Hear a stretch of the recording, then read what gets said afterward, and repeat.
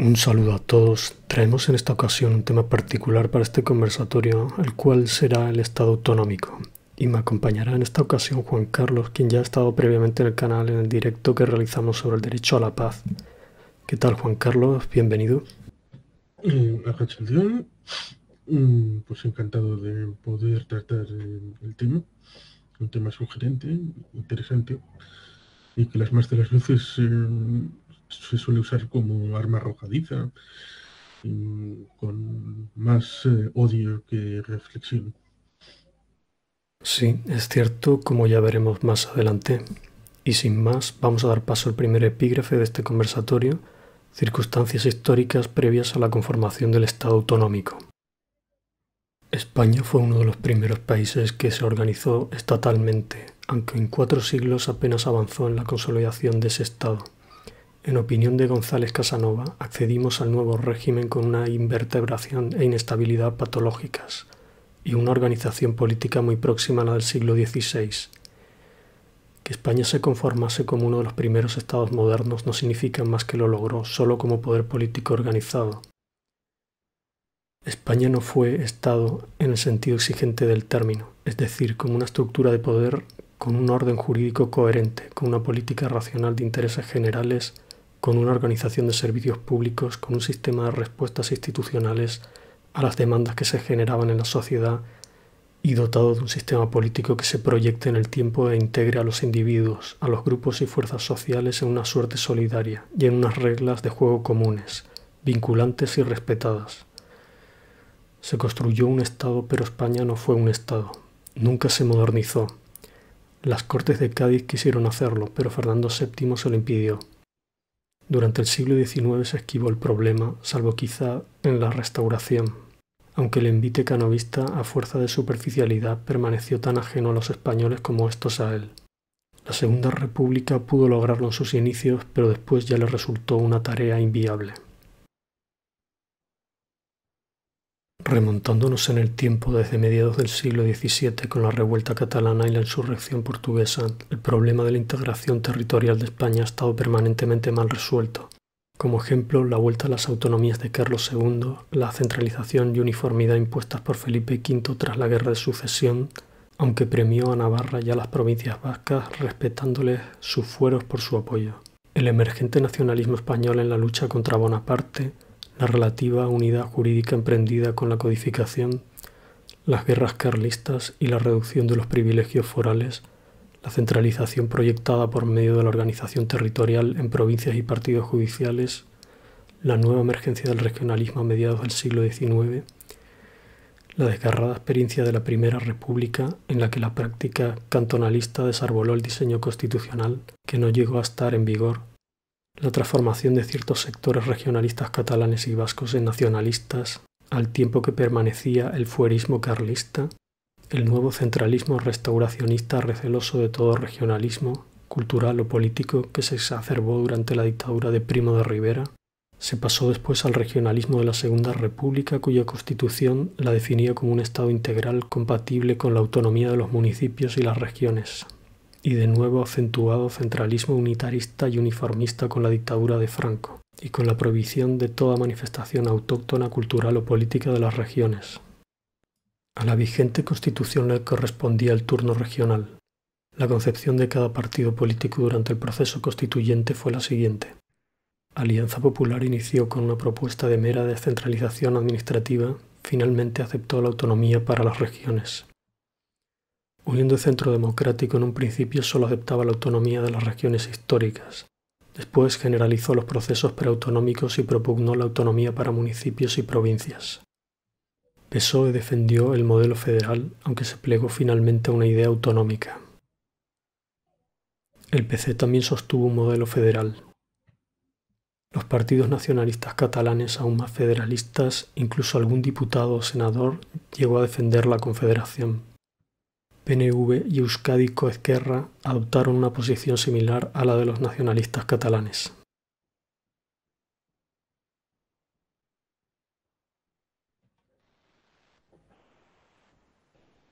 Sí, es un tema interesante el tratar de sintetizar y resumir una parte de la historia de un país que, digamos que a lo largo de su historia ha tratado de buscarse a sí mismo, porque tampoco había una serie de identidades, digamos que incluso en el exilio ya hubo duelos participados, por ejemplo, por Claudio Sánchez Albornoz, aparte de historiador, era miembro parte de la República en el exilio.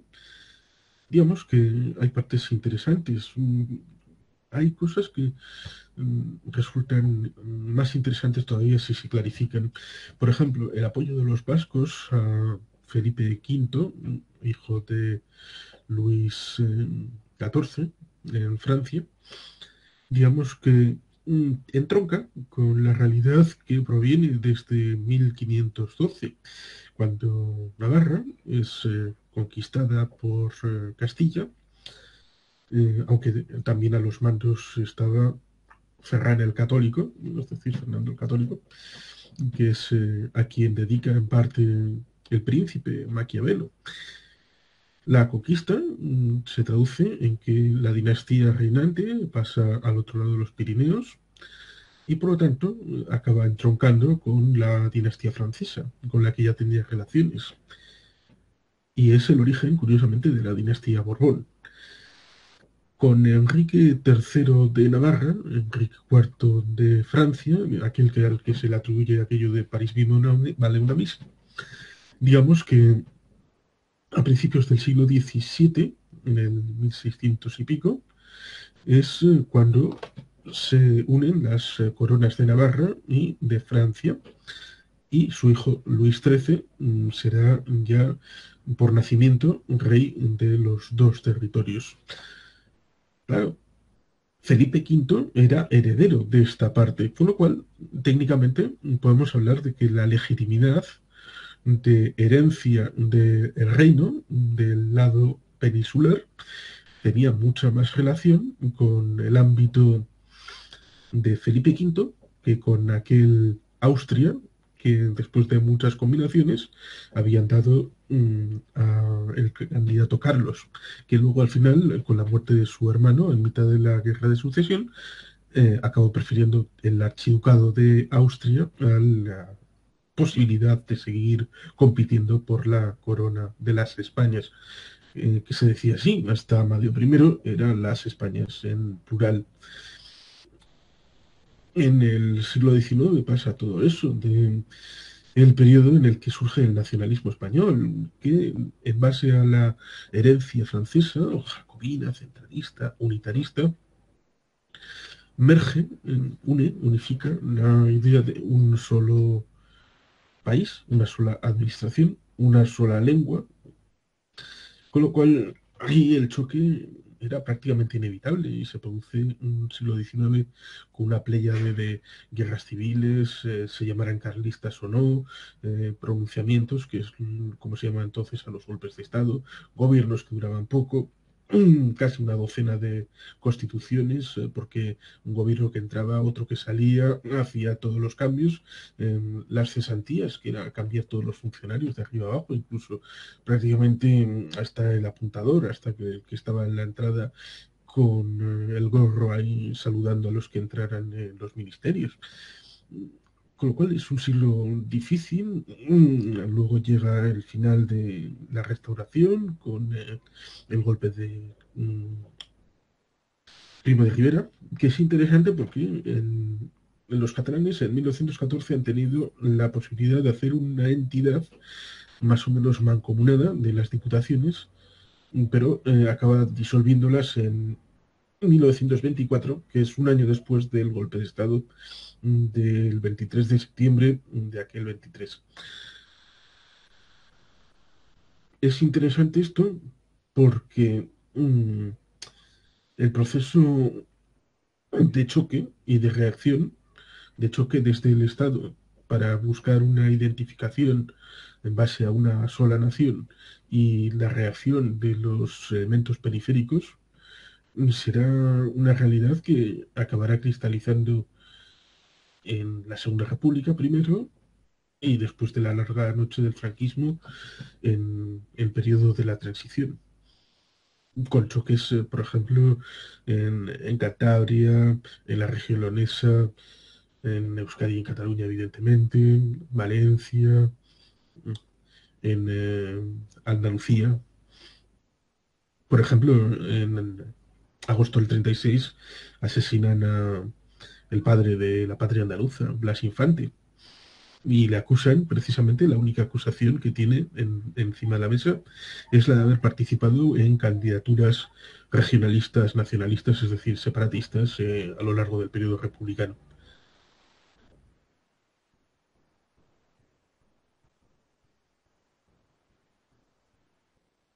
Tengo, tengo un amigo que escribió un libro que se llama Españoles que no pudieron serlo, que es Ullate Favo. Es curioso porque lo escribió a través de libros libres y seguro que hoy no sé si lo volverán a publicar. La tesis central es que la Pepa, tan alegre y divertida que la Constitución de 1812, fue antiforal y antiespañola, y en parte fue la causa de quitar la realidad institucional que tenían en América para forzarles, en cierta medida, a la independencia.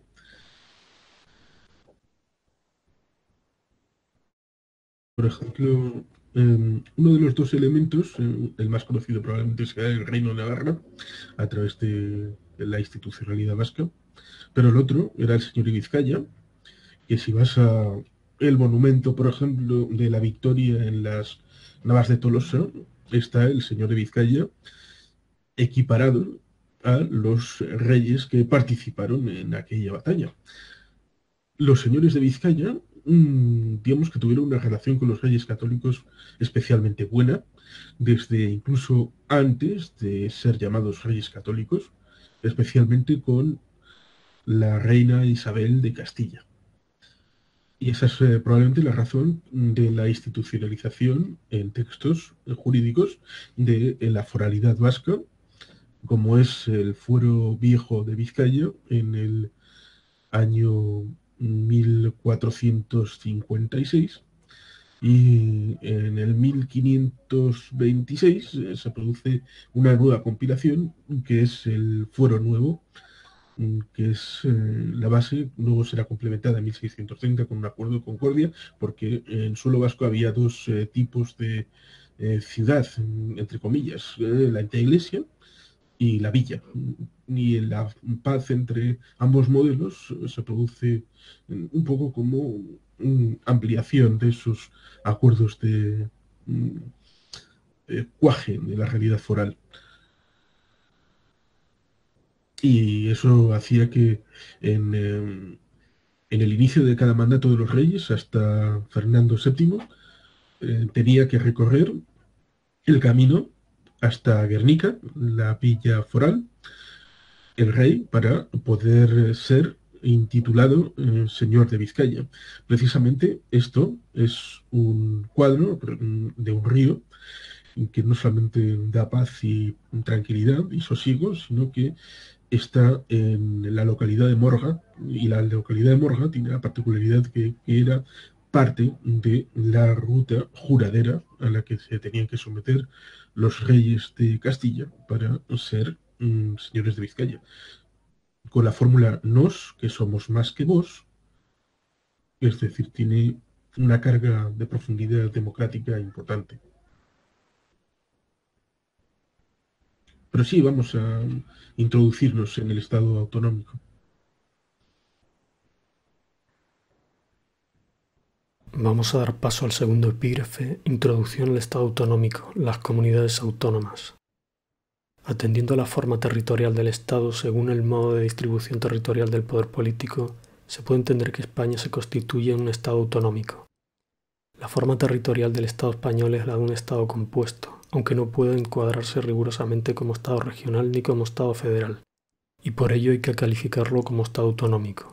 El Estado autonómico se define por la presencia junto al Estado aparato de las comunidades autónomas.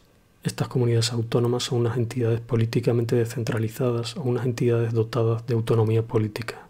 Esta autonomía se despliega en el marco del título octavo de la Constitución y en el ámbito determinado de los estatutos de autonomía.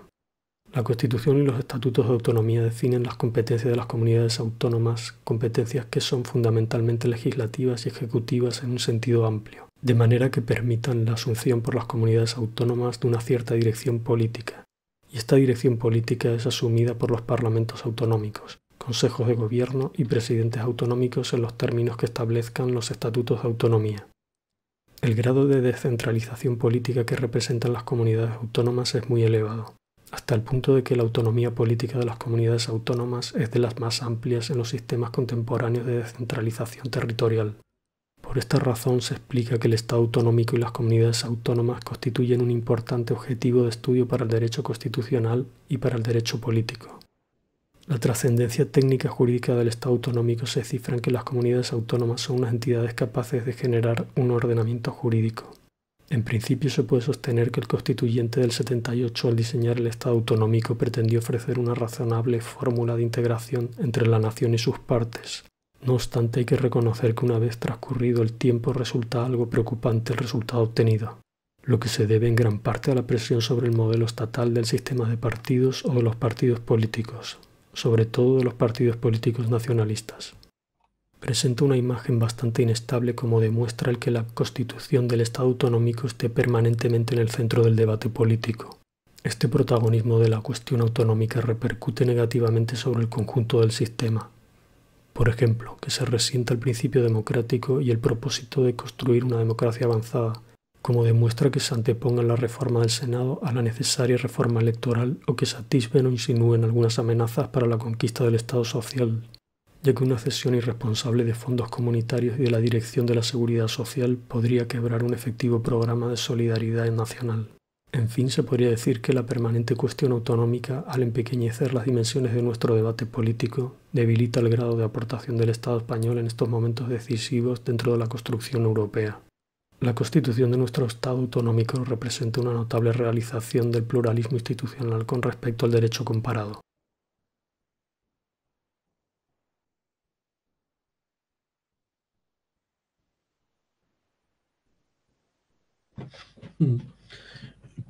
Con eso yo creo que eh, es necesario para mí hacer una matización porque como vasco que tiene un estatuto, antes de poder poner en su contexto el título octavo, porque es un tema interesante al que Alianza Popular se opuso, como vasco no puedo sino detenerme en el hecho de que en el artículo número 18 de la situación del Estatuto de Autonomía del País Vasco y en la disposición transitoria quinta establece la exclusividad en general, salvo coordinación, de la seguridad social, es decir, de las políticas activas y pasivas de empleo para la comunidad autónoma del País Vasco y incluso en el artículo 46, si no recuerdo mal,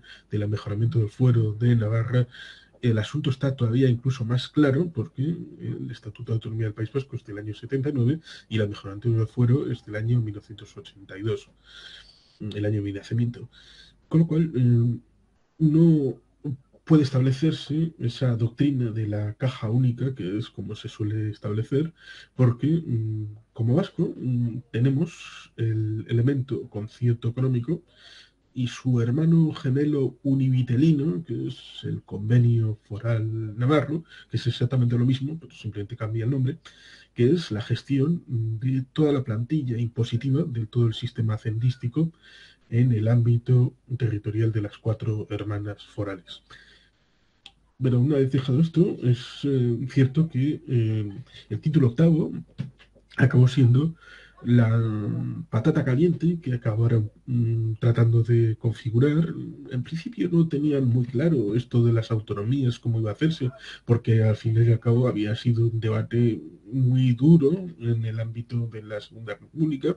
Había sido en parte una de las excusas para el levantamiento, para el golpe de Estado y posterior guerra civil, esto de que nos quieren disgregar el país, siempre con mucha forma de hiperventilación represión, mucho esparajismo, mucha forma de levantar los ánimos y enardecer los sentimientos de la gente para tratar de ir contra el sistema legal establecido, que era el sistema de la Segunda República, que podía gustar o no, pero esas cosas se combaten mediante los cauces legalmente establecidos.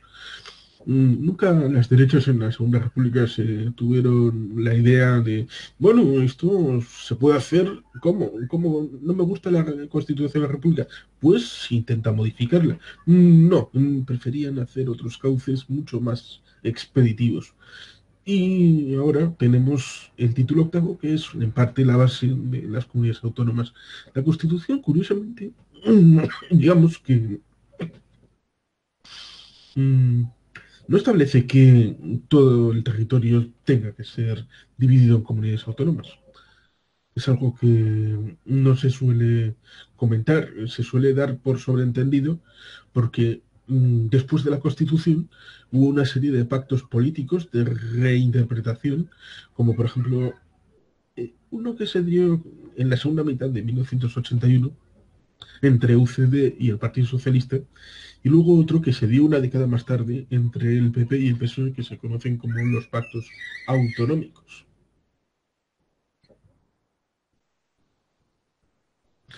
El problema está en la disociación entre lo firmado y lo que luego acaba cumpliéndose. Y aparte están obsesiones, palabras fetiche, no podemos hablar de federación. O algo que está en la Constitución del 78 y que curiosamente también estaba en la de la República. Prohibimos taxativamente cualquier federación de comunidades autónomas que pudo. Evidentemente en la de la República no pone comunidades autónomas, sino regiones que se pudieran establecer. ¿En qué está? No entiendo. Puedo entender en el caso del 78, por ejemplo, para prohibir que Cataluña y Valencia pudieran tener una entidad en común, pero ¿en qué pudieran estar pensando para meter esa cláusula tal como está en 1931? Es sorprendente. Lo mismo que lo primero que hace Franco cuando entra en Bilbao es suspender los conciertos económicos para Vizcaya y Guipúzcoa como provincias traidoras, cuando el que se ha alzado contra el régimen legalmente establecido es él.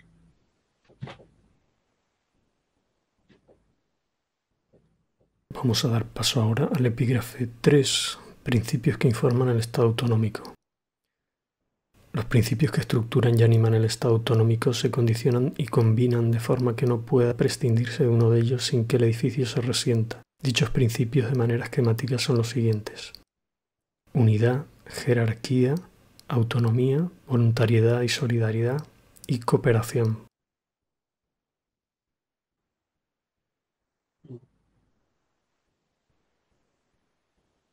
Bien. Mientras puedo intentar leer el artículo número 2 de la Constitución, que establece que la Constitución se fundamenta en la indisoluble unidad de la nación española, patria común e indivisible de todos los españoles, y aquí la parte que se suele olvidar, y reconoce y garantiza el derecho a autonomía de las nacionalidades y regiones que la integran y la solidaridad entre todas ellas.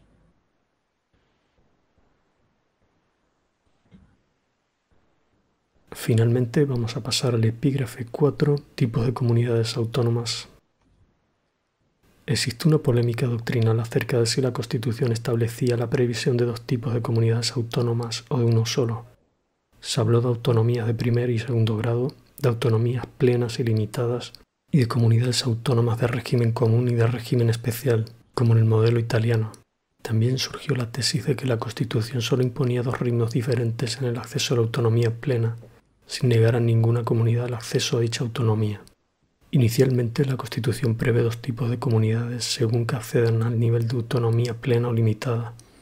El hecho de que se diseñara un complejo institucional de gobierno y parlamento autonómicos en el primer caso y silenciara este caso en relación a las de autonomía limitada, así parece confirmarlo. No obstante, la Constitución facilita a las comunidades de autonomía limitada llegar a la autonomía plena transcurridos 5 años desde la aprobación de su estatuto, mediante la reforma de este.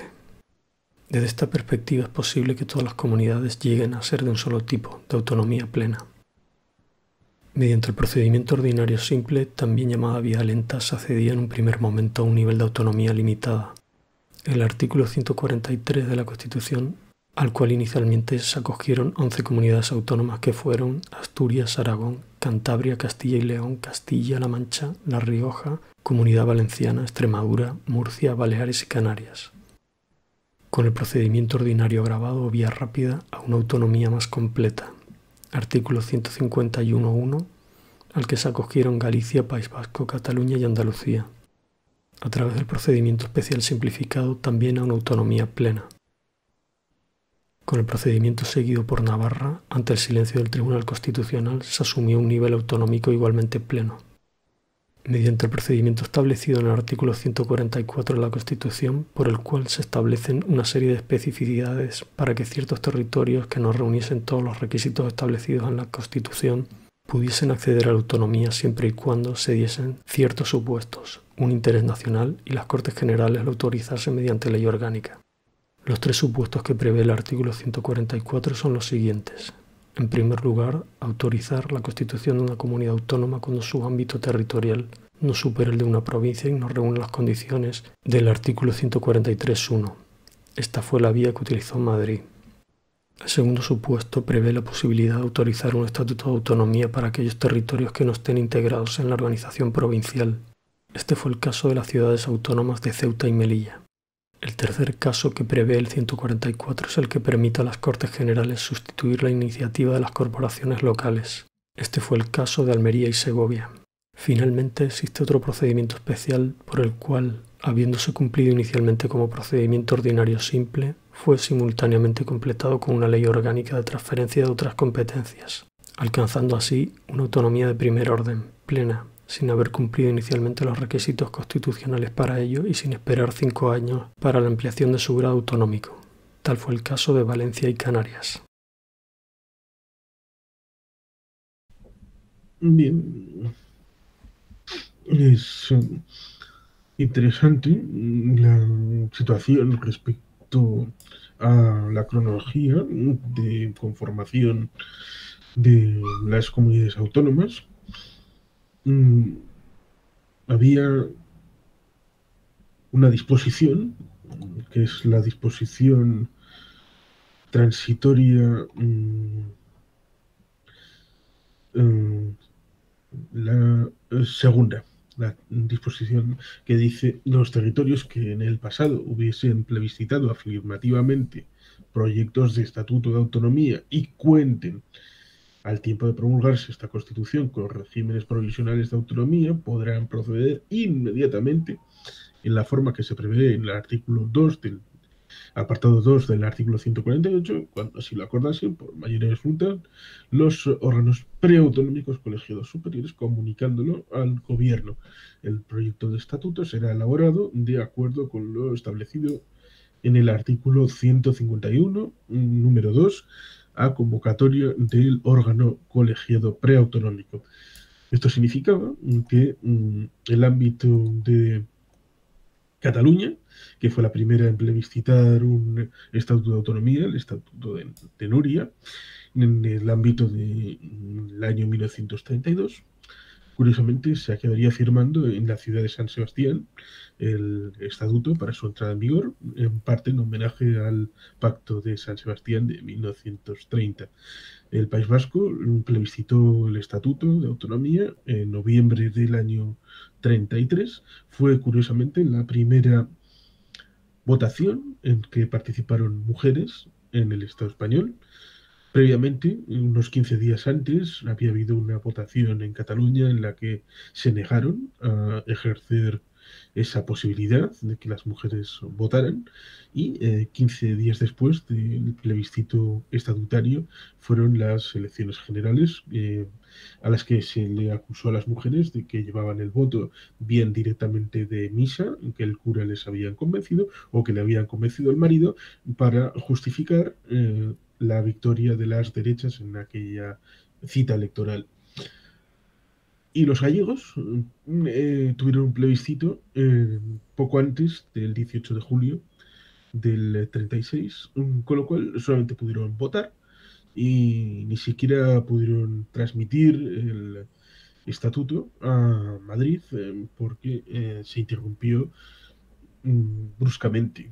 Si bien es cierto que había otros posibles estatutos de autonomía que se estaban germinando, digamos que existe solamente el plebiscito de esos tres.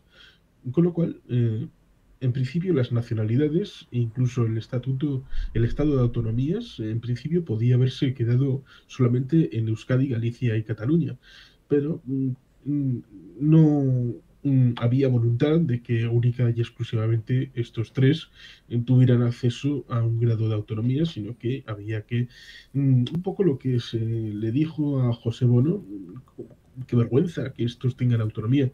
Y José Bono, que recordemos que el 23F del año 81, José Bono era miembro de la mesa del Congreso.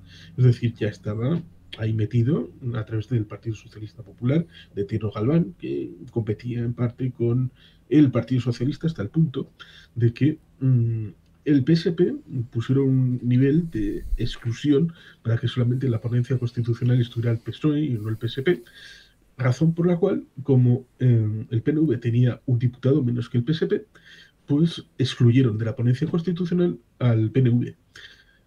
Cosas de la historia y pintorescas. Pues a José Bono le dijeron eso y José Bono respondió, tranquilos todos, lo que tengan vascos y catalanes lo tendrán todos los demás. Y eso es el café para todos. Es curioso porque la gente se olvida de que hubo en 1833 ya un café para todos, que es la unificación, porque antes había muchos tipos territoriales, de formas de gobierno, únicamente coordinados bajo la figura del virrey, que había tanto en la península como en el ámbito americano. Las diputaciones y las provincias son el café para todos de 1833. Luego llegaría en 1981 el café para todos en el ámbito autonómico. Sí. Eh, bueno, yo sobre la parte de la aprobación y entrada en vigor del Estatuto de Autonomía Vasco, no, los detalles no los conozco bien. Mm. No sé Sí, si pues quieres hablar un poco de ello o de algún otro sí, no, aspecto del sí. estatuto, de la particularidad. Igual por cronología, pues igual hablo yo primero del vasco y luego tú ya hablarás del canario. Mm, Que has comentado respecto a la ampliación de competencias. Valencia y Canarias fueron los primeros casos a Sí, través del artículo 150.2 que en principio establece una vinculación bidireccional respecto a que reciben una serie de competencias esas comunidades, especialmente en Valencia y Canarias, pero el Estado se reserva una capacidad de vigilancia en ese caso del 150.2, incluso la posibilidad de que si ve que no se están gestionando bien esas competencias cedidas bajo ese epígrafe pudieran ser reincorporadas al ámbito del Estado español. Un debate que nunca se ha suscitado ni que nunca se ha hecho apelación a esas competencias específicas surgidas a través de ese artículo 150.2. Hubo una oportunidad que ha derivado por ejemplo, este año ha habido, hace no mucho, una conferencia de presidentes en Salamanca, y se podía ver que el Endacari ocupaba la preeminencia en cuanto al protocolo, y eso se establece dado que el Estatuto Vasco fue el primero en llegar a las Cortes para su tramitación. Llegó el catalán un cuarto de hora después, simplemente porque los vascos fueron negociando muy íntimamente. Es diferencia de carácter. Los catalanes son un poco más extrovertidos. El debate lo hacían artículo a artículo y lo iban publicando en los periódicos. Era un debate un poco más externo. Y los vascos, más bien de choco, del lugar donde sociedad gastronómica, de ir negociando mano a mano, pues a lo largo del año 78 y 79 se fue fundiendo un proyecto de estatuto basado en la propuesta del Partido Nacionalista Vasco, que establecía fundamentalmente tres niveles de autogobierno: el nivel nacional, el nivel territorial y el nivel municipal, porque los territorios son muy importantes y son los depositarios de la significación foral. Como dice la disposición adicional primera, que es importantísima, que debe haber sido distinta, pero al final la negociación fue lo que se pudo conseguir. El Partido Socialista Vasco se centró fundamentalmente en la defensa de la foralidad. La disposición adicional primera dice: la Constitución ampara y respeta los derechos históricos de los territorios forales. La actualización general de dicho régimen foral se llevará a cabo, en su caso, en el marco de la Constitución y los Estatutos de Autonomía, lo cual en parte recuerda a esa disposición de la ley de 1839 referida a asumir la foralidad sin perjuicio de la unidad constitucional de la monarquía, porque esta adicional primera lo que viene a decir cuando habla de ampara y respeta es algo que le precede a la propia Constitución, es decir, reconoce que hay algo que sobrevive después de la Constitución porque le viene de mucho atrás. Y el ámbito de amparar es que pone un techo, que la foralidad es algo que desborda los límites constitucionales, pero para el concepto de la Constitución del 78, digamos que le pone una especie de techo para su funcionamiento dentro del ordenamiento constitucional.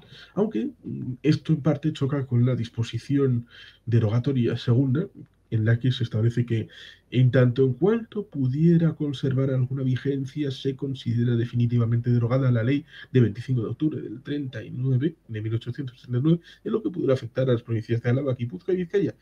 En los mismos términos se considerará definitivamente derogada la ley de 21 de julio de 1876.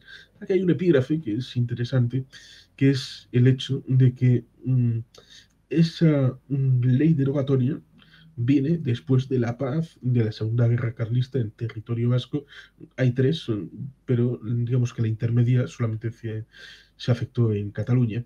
En el 74 hubo, digamos que hay el final en tierra vasca de la Guerra Carlista, y durante 10 años a los vencedores se les eximió del pago de impuestos.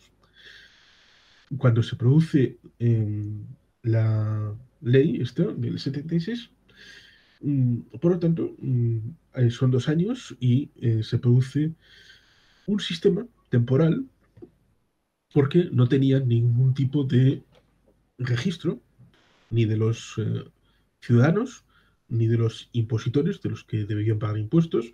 No tenían nada la administración española en territorio vasco, con lo cual no sabían cómo se podía pagar impuestos, y durante 8 años, para coincidir con el límite del final de la exhibición de impuestos para los vencedores de la guerra, se estableció un sistema que se llamó concierto económico, en base en parte a una fórmula que ya venía funcionando en Navarra. Y eso se destruye en parte para Vizcaya y Guipúzcoa en el ámbito de 1937. Digamos que hay, por tanto, dos líneas que traza el autogobierno vasco. Uno es el propio estatuto y otro es el ámbito económico, hacendístico, a la hora de la recuperación de la capacidad fiscal, no solamente para Vizcaya y Guipúzcoa, sino también para una actualización del sistema, porque volver al sistema de los años 30, en los años 80, hubiera sido algo bastante extemporáneo. El estatuto entra en funcionamiento después de que se haya dado la votación en la Constitución, que en Tierra Vasca tuvo un 30,4% de participación favorable sobre el censo. Solamente el 30,4% de los vascos hizo voto favorable a la Constitución española, con lo cual la mayoría o se abstuvo o votó en contra. En el caso de Navarra solamente es del entorno de un 50%. Son los datos de aprobación de la Constitución española más bajos de toda España. Por lo tanto, pareciera que esa fórmula constitucional daba serios riesgos en cuanto a la real aceptación, más allá de que fuera legal, evidentemente. Y su incorporación al ordenamiento jurídico, las constituciones deben de ser algo especial a la hora de modificarlo. Los estatutos también, porque son parte del corpus constitucional del Estado. Y el Estatuto Vasco fue plebiscitado el mismo día que los catalanes, el día 25 de octubre de 1979. Entró en vigor un poquito después, no estaba establecido en Tierra Vasca cómo se iba a desarrollar. En diciembre del año 79, el anterior gobierno vasco, que estaba en el exilio, heredero del que entró en funciones el 7 de octubre de 1936, con el Endacari Leizaola, heredero del Endacari Aguirre cuando muere este en abril del año 1960, vuelve de París, donde estaba exiliado, en diciembre, porque una de las condiciones que había establecido es que solamente volvería a Tierra Vasca cuando hubiera un estatuto de autonomía equiparable al que entró en funciones el 1 de octubre de 1936. Eso se cumplió con la votación del 25 de octubre de 1979 y se pudo empezar con una votación al Parlamento Vasco, que fue en marzo. En abril entra en funciones el nuevo Parlamento Vasco, que estaba establecido para el Estatuto Republicano, pero evidentemente no se pudo hacer votación en aquel momento, y a partir de ese momento se empezaron a desarrollar las instituciones. Mucha gente sabrá que hubo un debate y una escisión del Partido Nacionalista Vasco en el año 1986, aunque viene larvada desde el año 83-84, cuando se establece la dialéctica institucional interna respecto a las instituciones provinciales, es decir, las territoriales, es decir, Vizcaya, Guipúzcoa, Álava, porque la Hacienda, la sistematización del modelo de competencias, en parte, reposa en el nivel territorial y no solamente en el nivel nacional, es decir, a nivel de Euskadi. Esto viene establecido en parte en el ámbito del estatuto. Por ejemplo, hay una de las cláusulas que establece el estatuto respecto a que todos los territorios vascos tendrán igual número de escaños en el Parlamento Vasco. A veces se deriva a esa ley del año 83 que se llama Ley de Territorios Históricos, que esboza un poco la ampliación del contexto de las competencias que puede tener el ámbito territorial nacional y el ámbito territorial Álava, Vizcaya y Guipúzcoa. Luego hay otras cosas, como por ejemplo la primera ley que se establece de gobierno vasco, que hay una cosa que, por ejemplo, en España deberían de haberlo adoptado, que es cuando hay una investidura de presidente, no se puede votar en contra, se puede votar a un número infinito de candidatos, los que se presenten, pero siempre a favor, o te abstienes. Con lo cual, al final, la investidura es más posible porque evitas bloqueos, cosa que en España ha sucedido más de una vez. Solamente que yo recuerde lo tiene este modelo Asturias y el País Vasco. No sé si alguien más. Evidentemente, al ser una nacionalidad, desde siempre ha podido hacer una mm, renovación del Parlamento, es decir, disolución anticipada, y es un esquema estatutario de 46 artículos y con una disposición adicional primera o única respecto a que la aceptación de este modelo de autogobierno no supone renuncia de lo que haya podido corresponder al País Vasco en virtud de su historia. Luego, vendrá en el año 82 la ley de mejoramiento del fuero porque no querrán asumir la posibilidad de una entidad común entre País Vasco y Navarra. Lo cual es curioso porque has citado Navarra y la aceptación del modelo navarro para un estatuto de autonomía fundamentalmente viene de la disposición adicional primera de reserva de competencias en base a la foralidad. Digamos que para la situación del País Vasco hay dos encajes constitucionales. Uno es, evidentemente, el ámbito más pedestre, como es la disposición transitoria segunda y el artículo 151, y otra es, evidentemente, la disposición adicional primera, aunque después el Tribunal Constitucional ha llegado a decir que no se puede establecer como excusa para una situación competencial distinta. Pero digamos que el Estado español es distinto, es plural en muchos ámbitos. En el ámbito lingüístico, por ejemplo, tenemos comunidades con otra lengua, como por ejemplo el País Vasco y Navarra, con el euskera, Cataluña, Valencia, Baleares y la franja de Poniente en Aragón con el catalán. Tienes el gallego, que se habla en Galicia, aunque luego hay una franja en Asturias que hablan galego-asturiano. Luego tienes, evidentemente, Asturias, que hablan el asturiano. Tienes el aragonés, fundamentalmente en la zona de Huesca. Y a partir de ahí tienes una serie de idiomas, dialectos, formas diferentes de hablar el castellano a lo largo de muchas partes del estado. Luego tienes la situación de nacionalidad-región.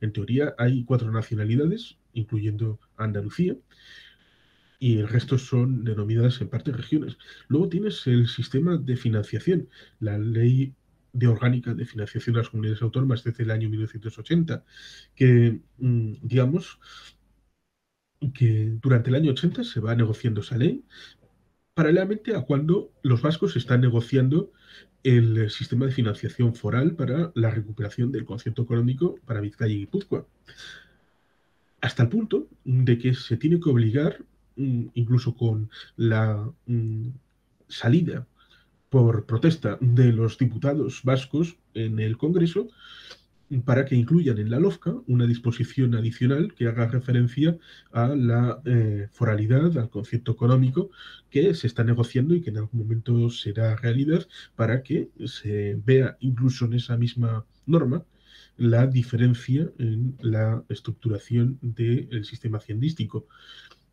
En abril de, no, puede que en julio del año 80 hubo una reunión tripartita entre García Lloveros, que era el ministro de Hacienda de España, el señor Trias Fargas, que era el conseller ya establecido del gobierno de Cataluña, del señor Jordi Puyol y Soleil, y el consejero vasco, Pedro Luis Uriarte Santa Marina, bajo el Endacari Garaycoche, para establecer la idea de que igual los catalanes podían tener un sistema de concierto parecido, y estos se negaron, curiosamente diciendo que era una antigualla y que era absolutamente contrario al buenismo y la alegría y la serenidad ciudadana, esto de que la institución autonómica fuera la que fuera a recaudar impuestos.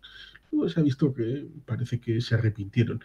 El presidente Mas en el año 2012 dijo que había sido un error, pero claro, 32 años después, esta negociación del concierto económico se cristalizaría en una firma de 30 de diciembre del año 1980, pero luego las cosas se acabarían retrasando un poquito, eh, o incluso un veto a la presencia del presidente Suárez un poquito antes, para presionar la llegada de este acuerdo a finales del año 80.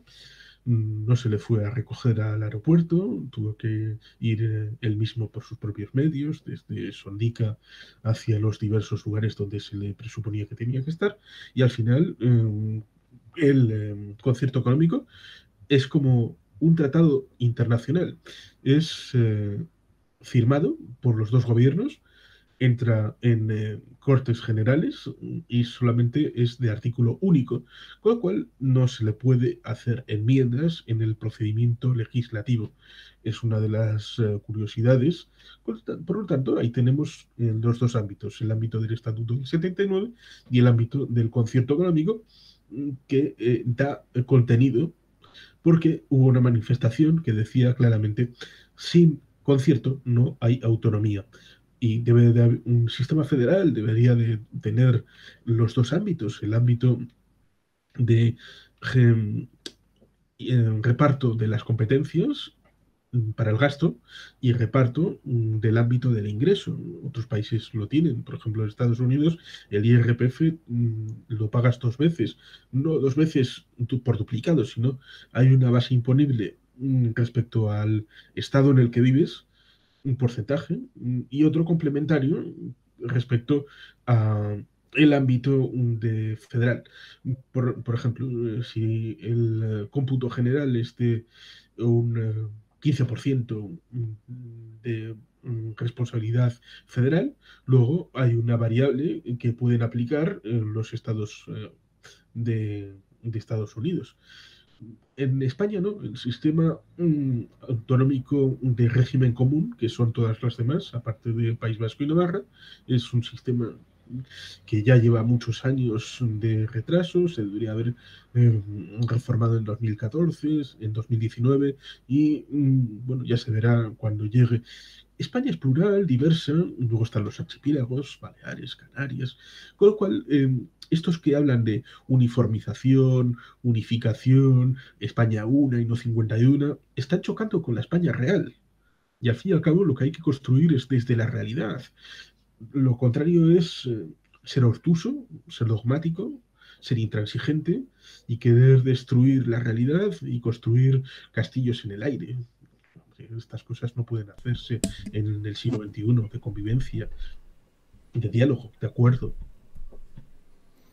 Sí, yo creo, lo voy a repetir porque como esta parte no se ha grabado y por lo tanto cuando yo vuelva a grabar el audio para la primera sección del conversatorio no se va a escuchar.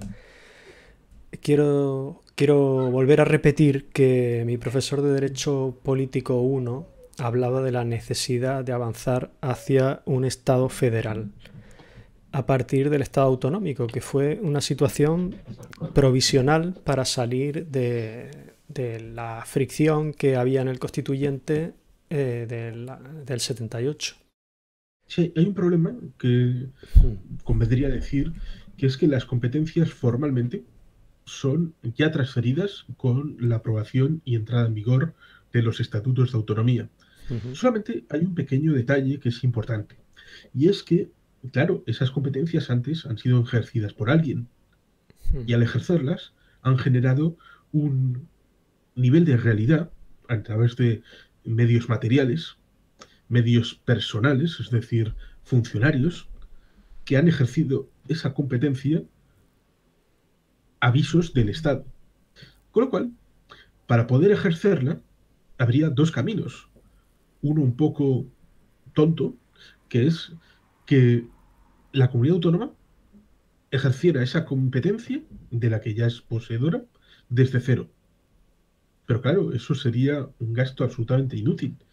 Lo mejor es poder hacer el traspaso de los medios materiales que tiene el Estado en esa comunidad autónoma para, a partir de esa base, poder edificar lo que cada comunidad autónoma quiere hacer.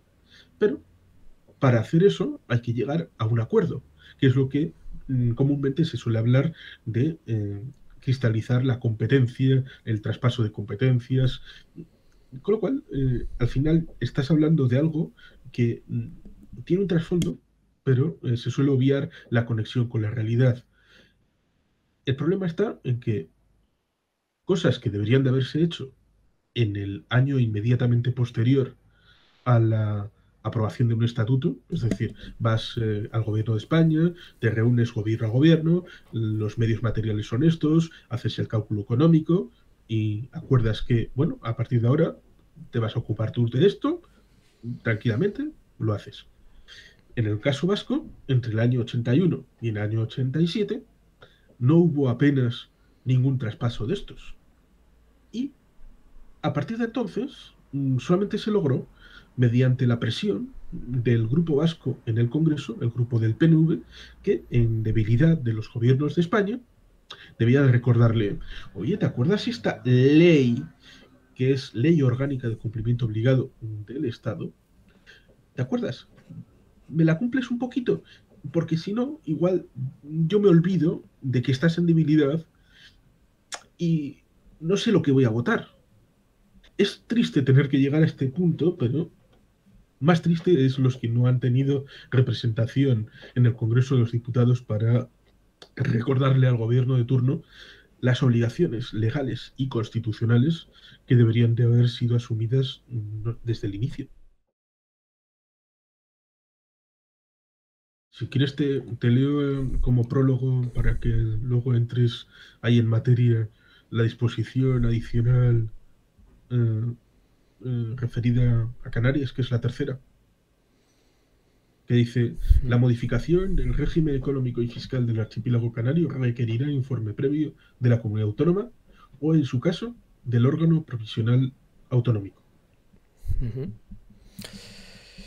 Bien, pues en el caso del Estatuto de Autonomía de Canarias, digamos que en Canarias, una vez que se ejerció la iniciativa, se celebró en Las Palmas el 22 de diciembre del 80, cumpliendo con el mandato del 146. Como habíamos visto antes, se dispone que el proyecto de estatuto será elaborado por una asamblea compuesta por los miembros de la Diputación y órgano interinsular de las provincias afectadas y por los diputados y senadores elegidos en ellas, y será elevado a las Cortes Generales para su tramitación como ley. La Asamblea de Consejeros de las Mancomunidades Provinciales Interinsulares y de Diputados y Senadores Canarios, que debía elaborar y aprobar el estatuto y enviarlo a las Cortes. El texto del proyecto, que había sido sometido a información pública durante 3 meses, fue aprobado con los votos de los miembros de UCD y del senador independiente por el Hierro. Aprobado el proyecto, el día 10 de abril del 81 se acordó su remisión a la Comisión Constitucional del Congreso de los Diputados, la cual, tras un largo periodo de tiempo, envió el texto al Pleno en el mes de mayo del 82. El 9 de junio de dicho año fue aprobado por el Pleno del Congreso de los Diputados el proyecto de Estatuto de Autonomía de Canarias, por 274 votos a favor, 1 solo en contra y 14 abstenciones. El 26 de julio fue aprobado el proyecto por el Senado por asentimiento total de la Cámara y después de que se hubieran retirado los 111 votos particulares presentados. No hubo, pues, variación alguna en relación al texto aprobado en el Congreso. La celeridad en la Cámara Alta se debió en gran parte a que en junio y julio el pleito insular estaba al rojo vivo por el problema universitario. El 10 de agosto obtuvo la sanción real la Ley Orgánica 10/1982 del Estatuto de Autonomía de Canarias, que se publicó en el Boletín Oficial del Estado y entró en vigor el 16 de agosto de 1982. Y el mismo día tuvo lugar la aprobación de la Ley Orgánica 11/1982 de 10 de agosto de transferencias complementarias a Canarias, LOTRACA. Luego hubo una modificación. En noviembre de 1991 se inició en el Parlamento de Canarias el proceso de reforma autonómica, que supuso la aprobación por las Cortes y sancionada por el Rey de la Ley Orgánica 4/1996 de 30 de diciembre de reforma de la Ley Orgánica 10/1982 de 10 de agosto del Estatuto de Autonomía de Canarias. Pero finalmente la Ley Orgánica 1/2018 de 5 de noviembre de reforma del Estatuto de Autonomía de Canarias, publicado en el BOE número 268 de 6 de noviembre de 2018, se establece la nueva regulación de la norma institucional básica de la Comunidad Autónoma de Canarias, dirigida a una sociedad del siglo XXI que, como señala su preámbulo, reclama nuevas acciones. Ello implica el reconocimiento en el Estatuto de Autonomía de los siguientes principios: la consolidación y avance de la sociedad canaria en el marco de la Constitución, la definición del ámbito espacial de Canarias con la reafirmación de las islas, de los cabildos y de sus municipios como entidades básicas dotadas de autonomía, el objetivo de modular en relación a las islas determinadas políticas públicas para su adaptación a las especialidades del propio archipiélago, la relevancia política del régimen económico y fiscal avalado por la Constitución, reforzando su garantía institucional y el establecimiento de mecanismos de coordinación en la modificación, el fortalecimiento de la cohesión de los canarios, facilitando dentro del marco constitucional su vocación como eslabón entre Europa, América y África, contribuyendo a la paz y a un orden internacional más justo. La consolidación y mejora de la calidad de nuestro sistema democrático y de un progreso económico compatible con el excepcional patrimonio natural del archipiélago, luchando al propio tiempo por superar las desigualdades sociales tan características en la historia de Canarias y lograr la integración de todos los canarios. También conviene comentar sobre el valor normativo del estatuto, que se encuentra jerárquicamente subordinado a la Constitución, en la cual tiene su fundamento, debiendo ser siempre interpretado de conformidad con ella. En relación a las demás leyes estatales, como ley orgánica, se ordenará por el principio de competencia, lo cual se traduce en que primará el Estatuto de Canarias sobre cualquier ley estatal cuando la colisión normativa se produzca en materia de competencias estatutarias. Si además la ley estatal pretendiera modificar el contenido estatutario, prescindiendo de los cauces establecidos para tal finalidad, la ley estatal sería inconstitucional.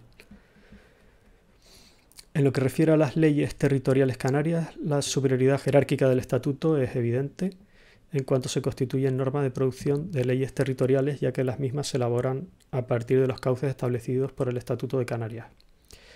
Como consecuencia de tal superioridad jerárquica, será nula toda ley territorial que vulnere o sea contraria a las disposiciones del Estatuto de Autonomía, pudiendo ser declarada inconstitucional de acuerdo con las previsiones del artículo 28 de la Ley Orgánica del Tribunal Constitucional, que integra los estatutos en el denominado bloque de la constitucionalidad y ordena al Tribunal Constitucional que los utilice como parámetro para determinar la constitucionalidad de las demás leyes, disposiciones o actos con fuerza de ley del Estado o de las comunidades autónomas.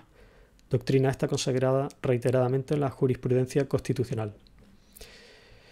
Y sobre el Estatuto de Autonomía de Canarias, pienso que es suficiente como introducción. Es un articulado muy extenso, el del 2018 tiene más de 200 artículos.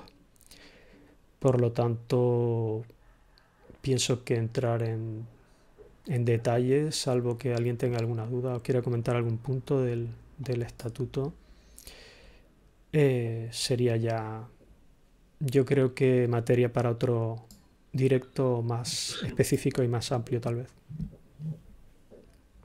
Sí, a mí se me olvidó decir que el Estatuto Vasco fue aprobado con el 53% del censo electoral.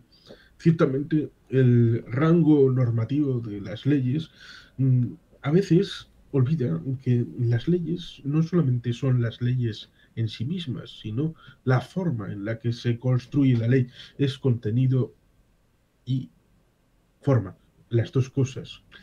Y por lo tanto, digamos que la norma emanada del legislativo, como pueda ser el Parlamento Vasco, sí puede establecerse jerárquicamente de igual a igual con las emanadas del Congreso de los Diputados en cuanto a rango normativo. Pero en el caso vasco tenemos un pequeño problema, que es lo que dije respecto a las instituciones forales, que son las juntas generales. En el caso de Navarra no tiene ese problema al fusionar las juntas generales con el Parlamento de Navarra, al ser una comunidad uniprovincial.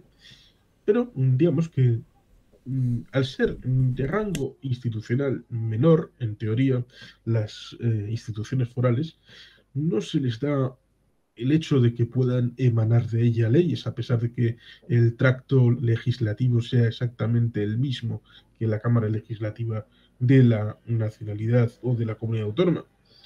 Por lo tanto, se le da el rango de reglamento. Y un reglamento, en la práctica, puede ser, por lo menos hasta la reforma del año 2010 del Tribunal Constitucional, podía ser rebatido por cualquier asociación de amigos del país, de amigos de las setas, de cualquier sindicato. Es curioso porque eso significaba que cualquier norma relativa a la fiscalidad podía ser atacada en el Tribunal Constitucional por cualquiera que organizara una asociación o convenciera a un sindicato, con lo cual esto demuestra, como decías, un poco la debilidad intrínseca en base a conceptos y realidades de un Estado español que no termina de casar todas las piezas que tiene. Como por ejemplo, que en el año 1989 amenazaran a Canarias con la implantación del mal llamado artículo 155, en parte con esa vinculación con Europa y la forma de encajar Canarias en la realidad que podía ser ultraperiférica, país territorial de ultramar, pero eso conllevaba una serie de diferencias que parece que el debate de fondo prefería no obviarlo y directamente mandar la carta, señores de Canarias, igual les metemos el 155. Sí, aquí hay que mencionar también que los estatutos de autonomía se aprueban en forma de leyes orgánicas y las leyes orgánicas resulta que son las leyes con el máximo rango normativo que tenemos en el Estado. Por encima solo estaría la propia Constitución y los tratados internacionales que ya son... prefiero dejarlos un poco aparte porque no son normas propias de nuestro Estado, aunque tenemos que Sí, aunque armonizarlas, digamos. formalmente el Mm. rango europeo es superior a la Constitución. Sí, lo que ocurre es que tiene que armonizarse y por eso, por ejemplo, se hizo la modificación de la Constitución eh, en el 135, por ejemplo. Y Pero previamente, sí, en el año 93, respecto a la posibilidad de participación pasiva en efectivamente, las elecciones municipales para por parte de ser los ciudadanos de la... sujeto elegible, sí. Técnicamente, y se podría ahí entrar en la derivada de Antonio Cubillo y la presentación en el Comité de Descolonización de la Unión Africana y también en el ámbito de las Naciones Unidas. Si tú aplicas, tal y como pedían algunos, un artículo 155 en esa versión a una comunidad autónoma, digamos que estás quitándole cualquier hecho autonómico, es decir, el Claro. autogobierno, con lo cual es un territorio sin autogobierno y susceptible de ser considerado una colonia. Bueno, no, eso no sé, no sabría hasta qué punto eso podría, yo lo podría Me refiero, considerar de esa me manera, refiero pero a si aceptabas esos lemas de mm, 155 infinito, para 2 años, para 3 años, para 10 años. ¿Mm? Estás abriendo un hueco de un territorio sin autogobierno.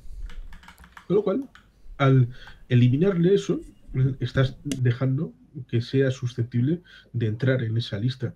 Con lo cual, estas cosas merecen ser pensadas sobre todo a la luz de que si lees la literalidad del artículo 155 tal y como está establecida en la Constitución, ves que en realidad dice que el gobierno podrá reclamar de las autoridades de una comunidad autónoma. mm, Es más, lo voy a leer.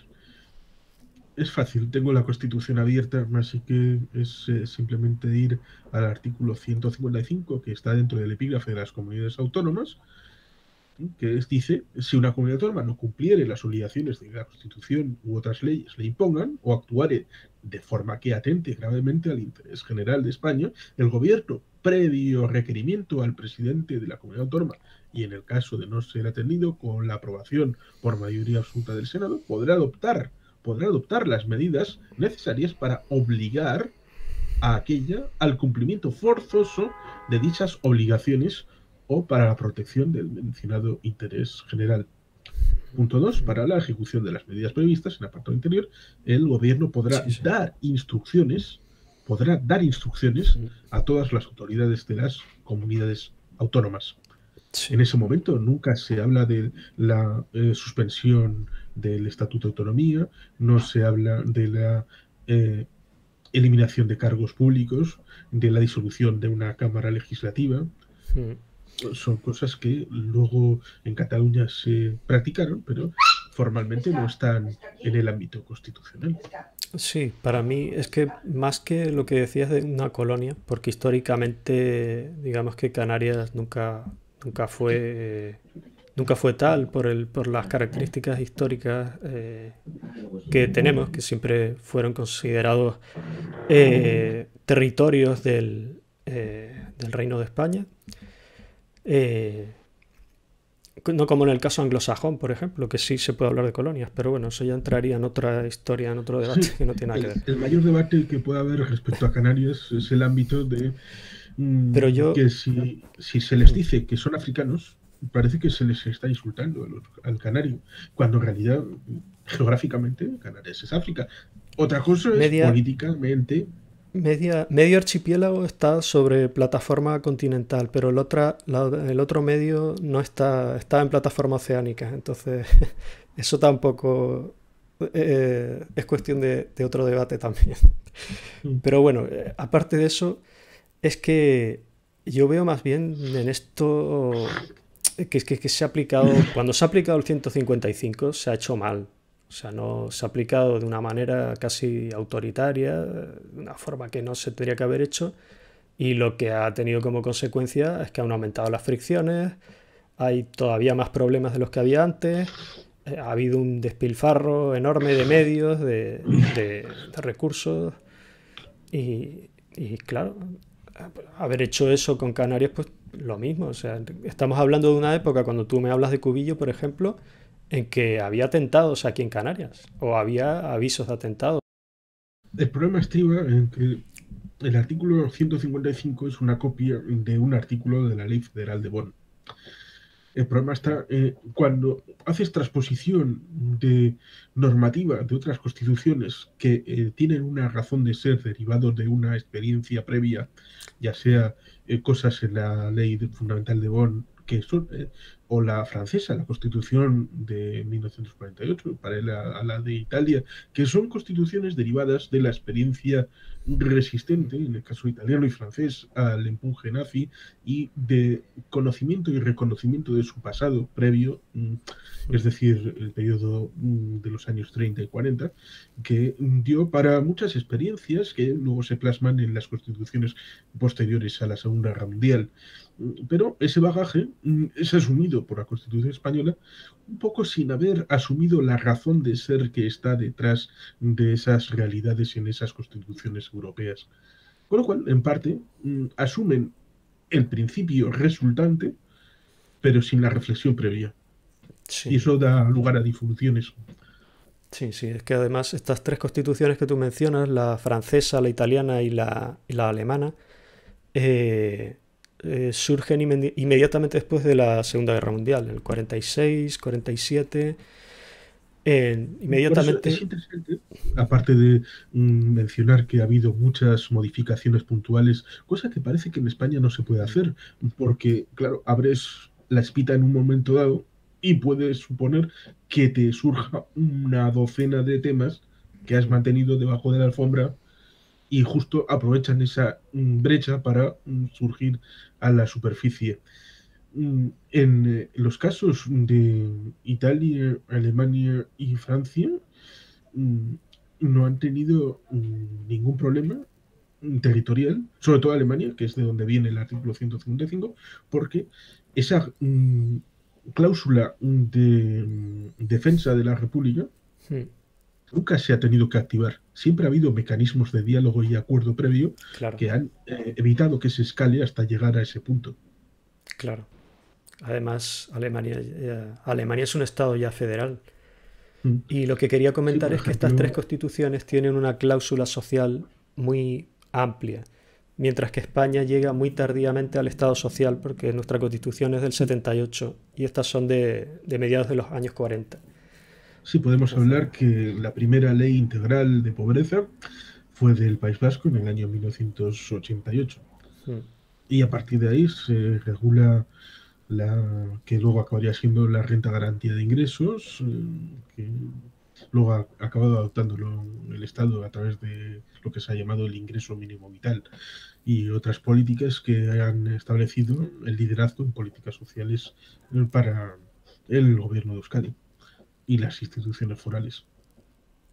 Sí, es cierto que en eso su comunidad ha sido, eh, digamos que mucho más cuidadosa, ¿no? Mucho más atenta. En nuestro caso había, bueno, era diferente. Había, si no recuerdo mal, se derivaba a los ayuntamientos y no era una especie de solución provisional, digamos que no era, porque el ingreso mínimo vital es para siempre, digamos, o sea, no es una ayuda temporal.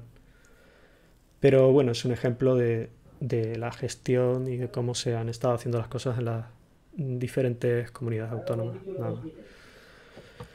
Muy bien, pues no sé, Juan Carlos, si querías comentar algún detalle más, alguna cosa que se nos haya escapado. No, ir dando una serie de conclusiones. Evidentemente, decir que otras comunidades, has citado el caso de Almería, que fue objeto de una polémica. Evidentemente, no voy a citar aquello de el que no sea Andalucía, que sea Almería, que se dijo en la época del Estatuto de Andalucía, o el hecho de que la tercera o cuarta capital más grande de población que se movilizó, la cuarta o tercera capital, en reivindicar el Estatuto de Andalucía fue Barcelona. Y para pedirlo, y a la inversa, cuando se ha producido la renovación del Estatuto de Andalucía en el año 2006, se calcaron artículos del Estatuto catalán que fueron denunciados por el PP y lo apoyó en el caso de Andalucía. Mm, El caso de Segovia es flagrante, no solamente, sino también el caso de León, Zamora y Salamanca, que incluso con el franquismo y con el Tribunal Constitucional en la época republicana se elegía por regiones. Y una de las regiones que elegían a un magistrado del Tribunal Constitucional de la época, que era la Comisión de Garantías Constitucionales, era la región leonesa. Y a través de finalmente Martín Villa se formó la Comunidad Birregional de Castilla y León, en parte para contrarrestar el peso del País Vasco, lo cual es sorprendente, tanto como el ámbito de desgajar Madrid cuando hasta ese momento habían formado parte de la región histórica que luego sería Castilla-La Mancha, a la que como compensación se le incorpora Albacete, que había hecho parte hasta ese momento de Murcia. Mm, Hay propuestas en el siglo XIX, desde Silvela, hay varias ligadas a una reordenación del mapa regional, territorial, porque en parte la región formada en el ámbito de 1833 con Javier de Burgos, que establecía aquello de las diputaciones y las provincias, también establecía un marco regional y no quedaron demasiado satisfechos cuando lo intentaron por hasta media docena de veces volverlo a redibujar. Por lo tanto, se puede decir que ahora, en 2021, el debate está abierto. Está abierto porque nunca se ha cerrado en el ámbito hacendístico, en el ámbito territorial, competencial, incluso en el ámbito de cuántas y cuáles son las comunidades autónomas. Porque ahí está la región leonesa reclamando, en parte, hay un movimiento que ha surgido para ser la comunidad número 18. Ceuta y Melilla fueron las últimas en el año 1995 que se sumaron. En parte esa previsión estaba para Gibraltar, que nunca ha tenido realmente deseos de incorporarse al Estado español. Sí, bueno, el caso de Ceuta y Melilla eh, sí es interesante porque no son comunidades autónomas, sino son ciudades autónomas. Es por eso que tuvieron que utilizar una vía, una vía particular, ¿no? Y Eh, como tal, pues yo creo que, bueno, después de tu conclusión, que será interesante escucharlo, pues creo que podemos hacer lo mismo, que es dejar el debate abierto, que la gente comente lo que considere oportuno y si hay materia suficiente, pues ya comentaremos. sí, si se despierta interés por alguna cuestión en particular que hayamos comentado y que alguien quiera ampliar o quiera incluso participar, pues lo podemos perfectamente ver y lo podemos ampliar lo que se desee. Claro, ya el problema con esto es que entramos en cuestiones que son un poco ya más jurídicas. Si vamos a hablar, que por mi parte no hay ningún problema porque a mí me gusta este tema, pero si vamos a hablar, por ejemplo, de cómo está articulado el Estatuto de Autonomía vasco, el canario, pues hay que entrar en el entramado de Sí, sus artículos y ver los detalles, pero vamos, yo no tengo ningún problema. Este tema sí, me yo tampoco gusta. tengo ningún problema.